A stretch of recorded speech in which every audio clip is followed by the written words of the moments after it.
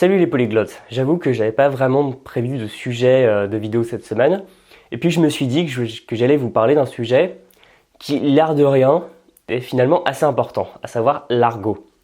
Parce que quand on apprend une langue, bien souvent, on va être confronté à la façon de parler enseignée dans les méthodes, enseignées par les professeurs, et donc généralement à la langue avec un niveau au moins neutre, sinon élevé. Mais en réalité, quand vous allez être confronté à des locuteurs natifs, ils vont parler en utilisant énormément d'argot. Donc ça peut être de l'argot relativement passable dans toutes les situations. Par exemple, dire je vais pas au cinéma plutôt que je ne vais pas au cinéma en français. Et après, ça peut être dans le domaine des gros mots, des insultes qui sont indispensables à connaître parce que vous allez sans doute en entendre, mais que vous n'allez pas voir tout de suite. Et est-ce qu'il faut apprendre l'argot ? Alors là, je vous dirais, dans un premier temps, oui et non. Alors vous allez vous demander pourquoi je fais encore une réponse de Normand, mais en fait, ce que j'ai pu remarquer, c'est qu'il y avait beaucoup d'apprenants qui, attirés par la pop culture un peu de la langue qu'ils étudient, essayent d'apprendre et de parler en argot très vite. Et donc, c'est un peu l'équivalent généralement du lycéen qui a regardé des séries en anglais et qui essaye de foutre des fucking dans à peu près toutes ses phrases, ou des ain't ou des choses comme ça. Et en fait, le problème, c'est que c'est un piège. C'est un piège parce que pour réellement maîtriser les codes de l'argot, il faut maîtriser d'autres codes qui vont avec. Il faut bien comprendre que, quelle que soit la langue et quelle que soit la communauté qui utilise cette langue, l'argot, ça sert à se faire une sorte de tribu et à se faire reconnaître par la tribu. C'est pour ça que rien qu'en France, on peut reconnaître des sociolectes un peu comme ça, par exemple que ce soit le verlan, il y avait aussi le louchébem pour ceux qui connaissent, et même vous remarquerez dans les séries américaines qu'il y a l'argot de différentes régions, l'argot plus ou moins nord-américain de certaines villes, etc. Et en fait, le problème, c'est que si vous essayez de faire de l'argot et que vous n'y arrivez pas vraiment, ça va sembler très bizarre. Tout simplement parce que de base, vous n'avez pas forcément la tête de l'emploi. Donc si vous apprenez une langue proche du français, et si vous êtes français à peu près, européen de faciès, ça passera. Mais si vous essayez de faire de l'argot en chinois, alors que vous ne maîtrisez pas les codes de cet argot, ça va faire super bizarre.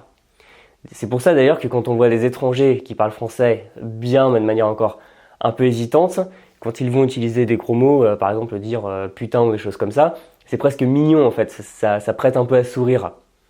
Alors qu'on n'aurait pas souri si ça avait été un locuteur natif du français qui avait dit ça. Pourquoi ? Tout simplement parce qu'il y a un décalage entre l'image que vous renvoyez, c'est-à-dire une personne qui ne fait pas encore partie de cette communauté et qui en utilise les codes, c'est-à-dire la langue, et qui communique en tant qu'étranger ou étrangère. Alors que si vous utilisez l'argot, là vous allez tout de suite vous placer comme une personne qui maîtrise instinctivement les codes de la communauté. Et le problème, c'est que ce sont deux aspects différents. Vous ne pouvez pas être les deux à la fois. Vous êtes soit l'étranger qui manie la langue à peu près bien, soit la personne qui manie la langue tellement bien qu'elle fait partie de la communauté. Et voilà, si vous utilisez l'argot trop tôt, vous allez créer ce décalage qui fait que vous allez détonner. Et aussi, on peut très vite faire des faux pas linguistiques. C'est-à-dire que si vous utilisez des mots auxquels vous associez un certain sens et que vous vous trompez, ça peut aller très loin. Par exemple, il y a beaucoup de nuances sur l'argot. Parce que y a certains mots qui peuvent paraître assez doux comme ça en français. Si vous les employez dans une autre langue, ça peut être, leur équivalent dans une autre langue, ça peut être beaucoup plus vulgaire. Donc faites très attention. C'est pour ça que je vous recommande de vous intéresser à l'argot, aux expressions ou aux choses pas tout à fait conventionnelles pour les comprendre, pour les connaître. Parce que dès que des gens vont vous parler, ils ne vont pas vous parler comme dans la méthode assimile, ils vont vous parler comme dans la rue. Surtout si ce ne sont pas des profs, parce que les profs vont faire attention, ils vont articuler, ils vont vous donner du vocabulaire à peu près respectable. Mais si vous parlez avec des gens et que vous demandez votre chemin, là ça sera beaucoup plus argotique. Donc essayez de le comprendre, essayez d'apprendre un petit peu pour, quand vous regardez des films, quand vous parlez avec des gens, ne pas être perdu et saisir ce qu'on vous dit. Mais attention, faites vraiment très attention avant de l'employer, parce que ça va être soit un peu déplacé et ça va potentiellement prêter à rire, soit vous allez mal l'utiliser parce que l'argot c'est quelque chose de plein de nuances et vous allez passer pour un goujat. Ensuite, ce que vous pourrez faire une fois que vous maîtriserez suffisamment la langue, ce sera prendre des expressions qui font très orale. C'est pour ça que je vous recommande d'abord de parler à peu près comme dans un livre. Bon, n'en faites pas trop. Si on vous tutoie, ne vous voyez pas les gens. N'utilisez pas des tournures de phrases spécialement complexes, alambiquées ou polies. Enfin, c'est comme si quelqu'un nous parlait en français au passé simple, ce serait bizarre. Mais dans un premier temps, restez dans votre zone de confort, restez dans une zone sûre et utilisez un langage plutôt neutre. Et ensuite, vous pourrez commencer à mettre comme ça, un petit peu comme des épices, du langage plus fleuri, avec des expressions, des choses pas tout à fait conventionnelles. Et ensuite, par la suite, vous pourrez commencer, une fois que vous aurez atteint un niveau de naturel suffisant, à mettre quelques phrases, bon pas forcément des gros mots, hein, mais à mettre des choses plus osées. Parce que c'est vrai que quelqu'un qui apprend le français depuis 2 semaines et qui dit « Oh c'est chiant ça », ça fait bizarre.